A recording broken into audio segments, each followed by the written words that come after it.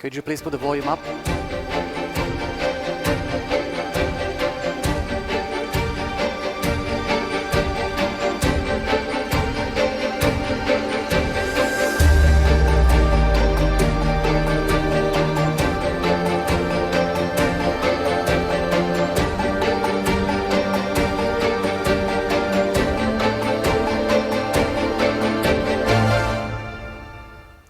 Good morning.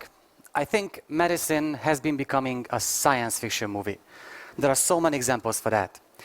First thing first, we can print out customized prosthetics for that individual person. We can print out biomaterial, that's a bladder printed out in a 3D printing lab. We can print out liver tissues, kidney tissues, synthetic skin, bone cartilage, university by university. For years I've been saying that at some point we will print out drugs. And this summer, the first drug printed out with a 3D printer was approved by the FDA. That's using a normal method of 3D printing, printing out layer by layer. So again, now we can print out drugs on demand. Only in one condition now, but that's going to change obviously. Moreover, we have a scanner very soon that can tell us what we had for breakfast. Now you can only guess. But this scanner will tell us what exactly we are eating, what allergens, toxins, or food contains. And that comes out to the market in Q1 next year. Moreover, this is a lung. That's the organ on a chip technique that can mimic the physiology of the human lung. And they will soon have one chip for the liver, the kidney, the heart, and they plan to connect all these up by the end of 2016, creating the first human physiological virtual model. So imagine that we will tell our kids that in the 2000 years, we tested drugs on patients. We gave drugs to some of them, we gave placebo to others, and tried to find a difference. That was a barbaric era in the early 2000 years. But with these, we could do clinical trials in silico, testing thousands of new drug molecules on billions of patient models with cognitive computers like Watson.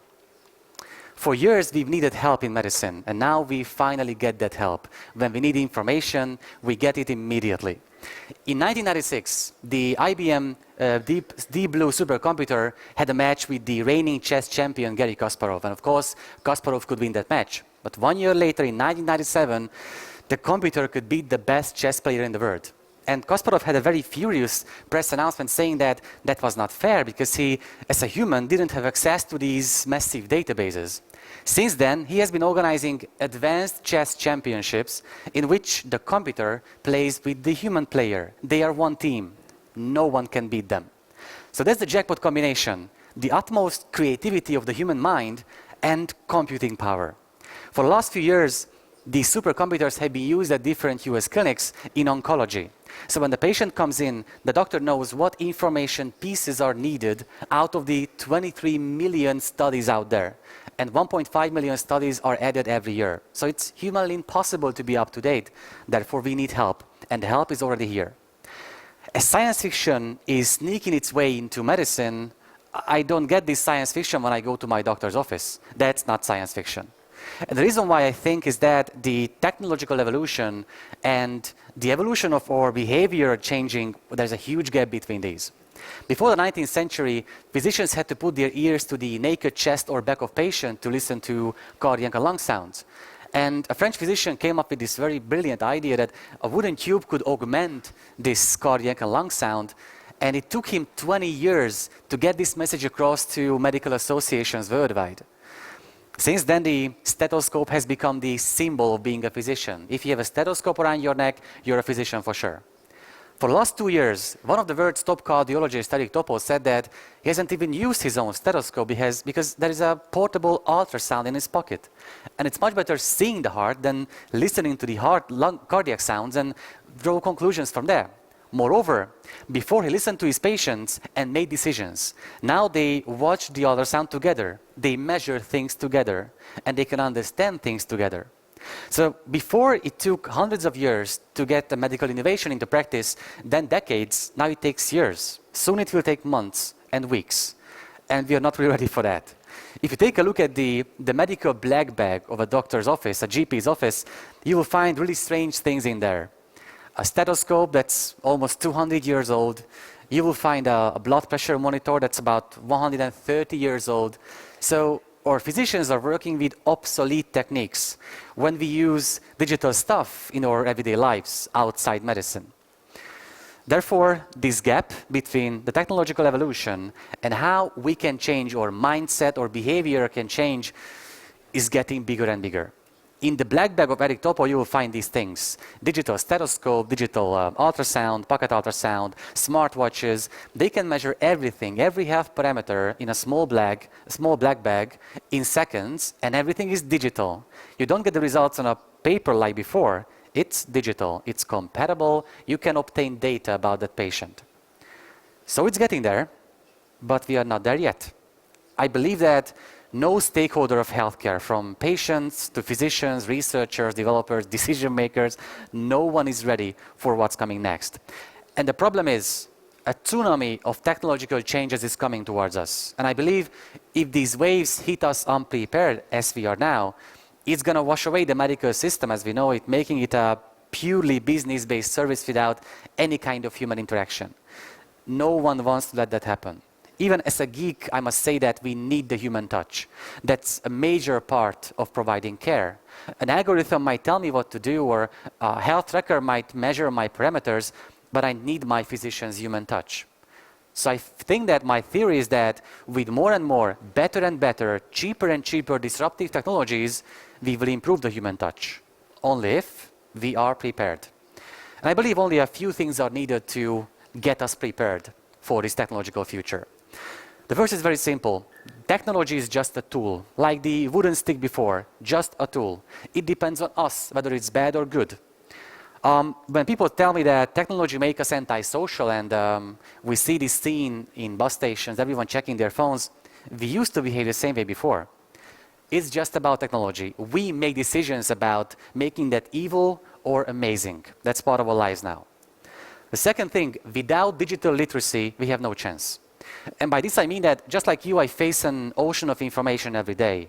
That's far too much information to digest. So I have a few automatic methods based on which I can fill up just one swimming pool. That's still too much. I don't have that much time every day. So I have a glass. And that glass is my social media, my LinkedIn, Twitter, Facebook, Google+, YouTube, blog networks, experts in my field. I have 500,000 assistants working for me every day. And it sounds good saying it out loud. Just like how I work for them. But we are building a digital brain without any limitations to find the information that we actually need. The third thing is, when they ask me about the future of healthcare, they expect me to come up with modern facilities and super equipment in hospital buildings. I don't think so. I think healthcare is coming home. With these health records and devices, these are coming home. If you take a look at a patient's case, they might meet a medical professional for a few hours or days, a year, but in the rest of the time, we are left alone. We are left alone at home. And that's the biggest, far the biggest part of our own healthcare. Just to give you one example, what if a microchip in the toilet could check our urine analysis? And that's existing already. What if a smart toothbrush could persuade us to get a better oral hygiene? That's existing, called Colibri. What if a digital mirror could tell us our blood pressure or stress levels or schedule? That's existing already. So all these things are out there, and they are coming to our homes. But the point is, as they're coming to our homes, very soon, in the middle of the healthcare system, there will be patients. Patients will be the kings of healthcare, the kings and the hackers of healthcare. So I'm working every day for this scenario.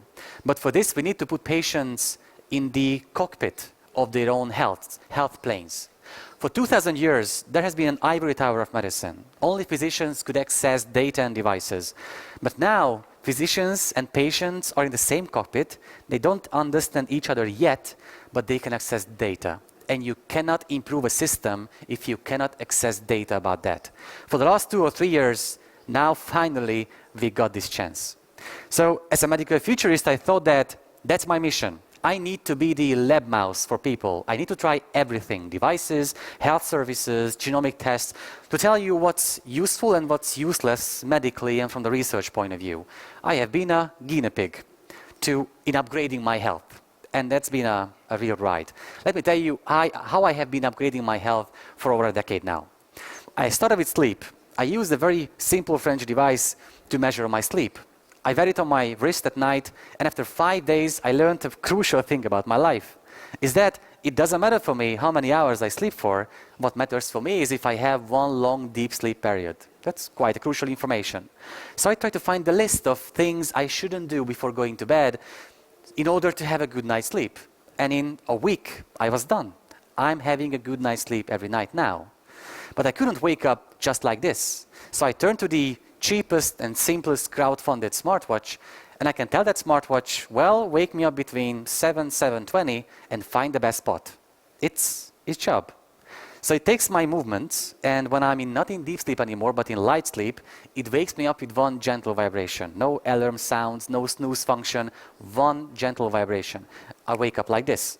So 2 cheap assistants are working for me to have a good night's sleep. And I don't even use them anymore because I have the behavior change right now. That was one thing. The second thing was physical activity. I use a US-American device to make sure I know how many steps I take a day. After a week, I found out if I have more than 10,000 steps, I'm going to function mentally much better the next day. So it's simple. I need to exercise every single day. And that's my physical assistant. But to be honest with you, I hate running. And I need gadgets to motivate myself to go out for a run.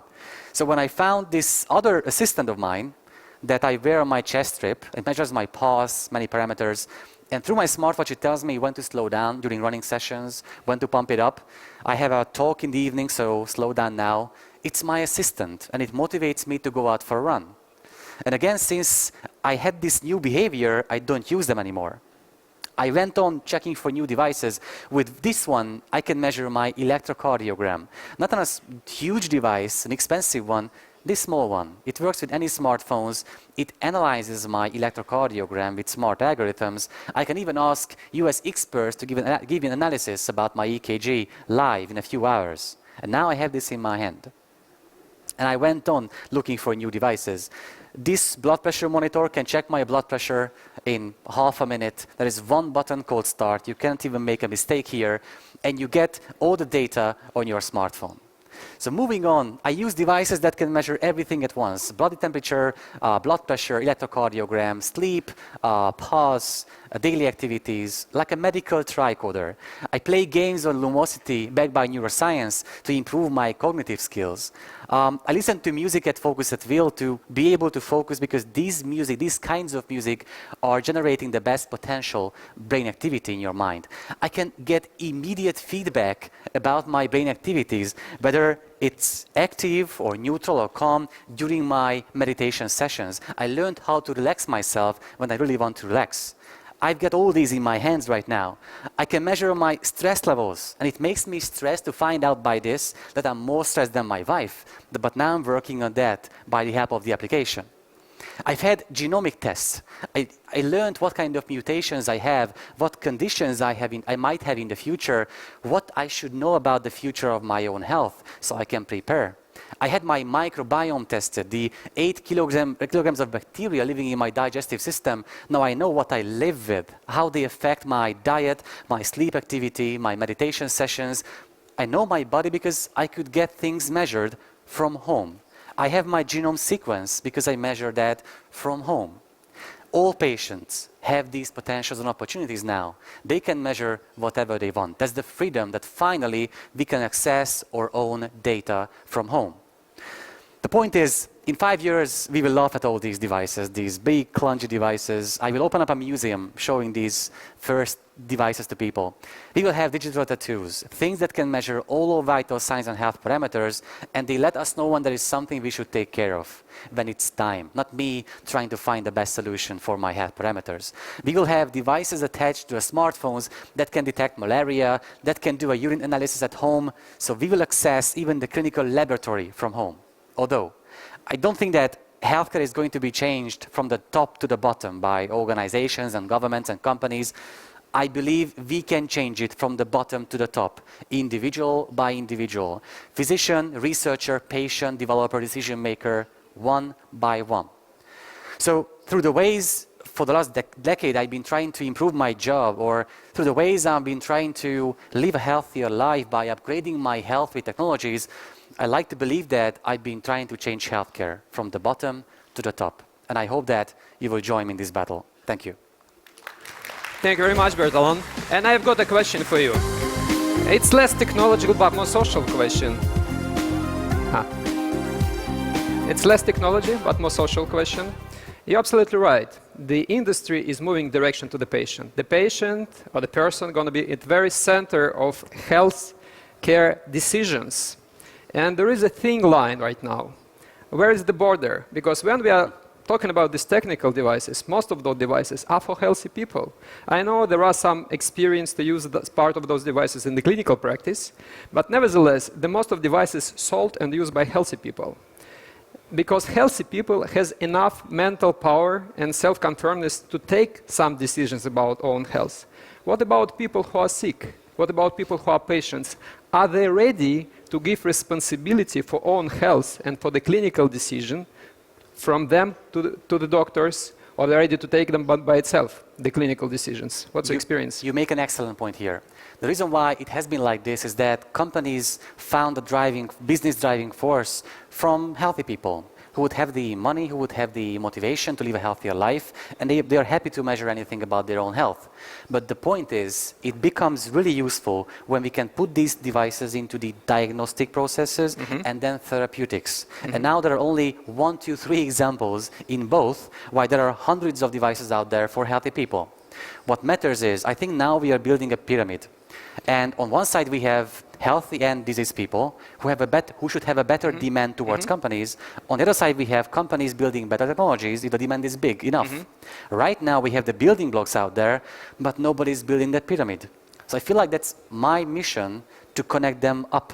If there are better demands from healthy people towards companies, they will start feeling that they have the business driving force towards building better things for people with medical conditions as well. But we need to start somewhere. And these are again funny stuff out of the first years of this health record revolution. So at the end of the day, you believe that the person would be ready to take responsibility for self-diagnosis and making clinical decisions, how to treat itself. That shouldn't be self-diagnosis. If you ask empowered patients, none of them will tell you that they want to become doctors. They will tell you that they want to get this freedom, that they are able to measure things about their health, but they will need their professional, their medical professional, to help make a decision with. Right now it's a godlike rule. Physicians will tell patients what to do. That's how we are trained. But soon it's going to be a shared medical decision-making process in which they are equal partners on the same level. They can discuss things. Patients are experts about their own health, mental, physical, emotional health, but physicians are experts about their own medical profession. And then together they can find the best solutions. Okay, I think we have to put our hands together